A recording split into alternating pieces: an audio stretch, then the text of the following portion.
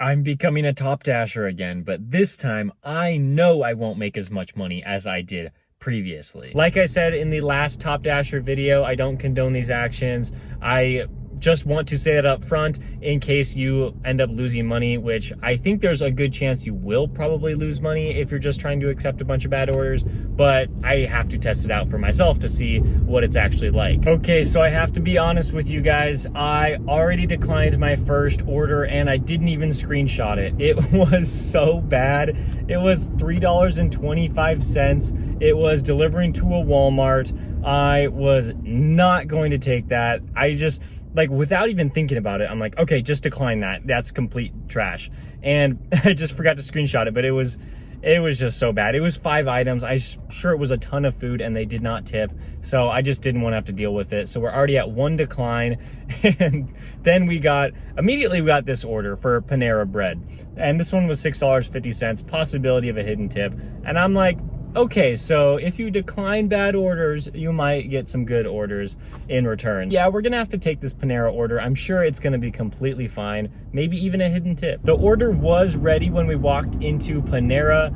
I love Panera. They almost always have the orders ready. So like, this is an order I would have just taken normally because I'm always looking for those hidden tips on DoorDash. Now, of course, if I was multi-apping like I usually do with Uber Eats and Grubhub, I might have been able to find a better order than this before, but it's a good order, so I'll take it.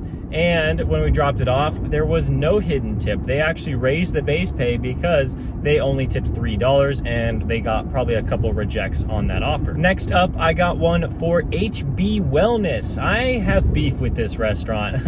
I mean, they just like basically make drinks, but for some reason they don't have a tablet. So every time I get a DoorDash order for them, like I go there and say, hey, I have an order. And they say, okay, well, what's the order? Because we can start making it now. Apparently they don't have a tablet. They can't figure out when people are ordering from them. And so they make the drivers sit there and wait while they start their order and then prepare it. So I'll just never go to this restaurant ever unless I absolutely have to.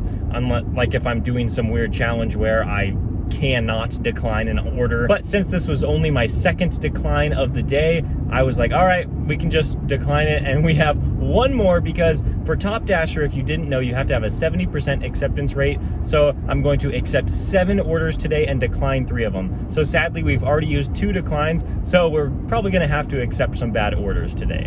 We had to accept one that I definitely would not ordinarily take. I just had to do it. We already had 2 declines. I was not about to decline my 3rd and final offers. So we got Teriyaki Madness, $7 for 7.2 miles. It's more mileage than it is dollars on the order. So that's really frustrating to me, but it is mostly freeway and it does drop us off like about a mile from a decent location to receive more orders. So I'm like, okay, fine. I'll live with it. I'll accept it. So now we're at 2 accepts, 2 declines, and hopefully we don't get anything worse than that. That was an 11-minute drive to the customer. I guess it could have been worse than that, but it was only for $7. We dropped it off. I was hoping maybe there was some weird chance of a hidden tip there, but nope, DoorDash was showing the full payout. So we got $7. Now we're at $13.50. Our next one that we got was for this Indian place. And I was like, okay, there is no way I would ordinarily accept something like this. Hopefully we don't get anything worse than that. But I'm like, I just feel like I have to do it. I don't want to get that 3rd decline quite yet.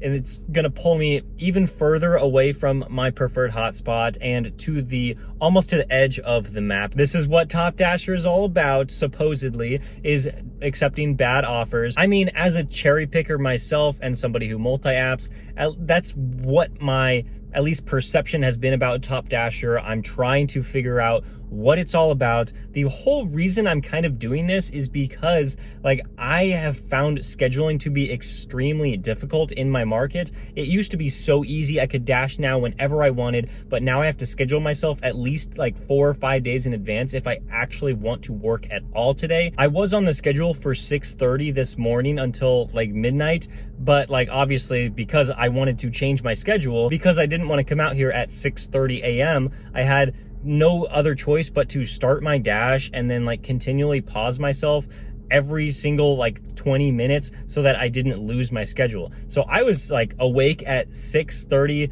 just like starting my dash, and then I just had to sit there for like 4 hours until I was ready to go out, pausing, unpausing. This order, hopefully this one is the worst one of the day. Something interesting that I am noticing about these orders that are going far distances or low tips is that they're almost always ready. I mean, it's just like so like shocking to see that, especially because like a ton of restaurants that I usually go to, maybe I get like a $6.50 order going like 1 or 2 miles.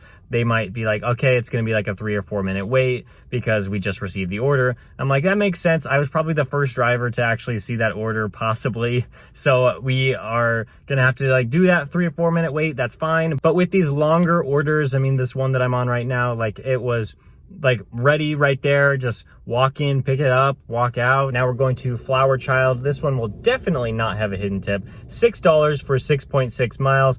I really did not want to accept this, but I knew that there wouldn't be a lot of traffic driving there, and I knew the restaurant is usually pretty good with their orders, so I'm like, okay, fine, I'll just do it. That was my 4th accept now, so I have 2 declines and 4 accepts.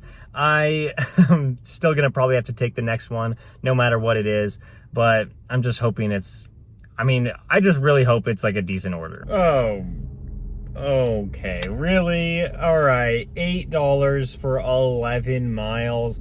Come on, what is this? Hopefully we don't get anything worse than that. That's taking me so far out of my zone. That's ridiculous. Like, I've been noticing I'm getting so many orders that are just like one item. I think that's the reason why doing this during the lunch shift is definitely not going to be worth it, because people are ordering lunch, they're only ordering for themselves. It's unlike the last shift I did where I was doing it during dinner time when people were ordering for either them and their spouses or for their whole family. So come on, 11 miles. At least the order is ready. I got a text saying that it was before, like, I think it was like immediately after I accepted it, I got the text saying it was ready. So like that part's good, but like this is taking me so far. And $8, like maybe they did leave like an okay tip, but like, cause it's only one item, so it's probably like such a small amount of money that they paid total, but like it's so far. 12 minutes to the customer here, almost 10 miles from the restaurant. That's kind of ridiculous. Yeah, I guess that's just what we have to do if we want to maintain that 70% acceptance rate. I now have 5 accepts and 2 declines, so I might have to accept the next 2 offers. I don't know if I'm willing to risk a decline in hopes of getting something better and then a worse order comes. We drove back into our zone. The first order that we got was for Flower Child, and it's actually 2 orders, so this counts as acceptance 6 and 7.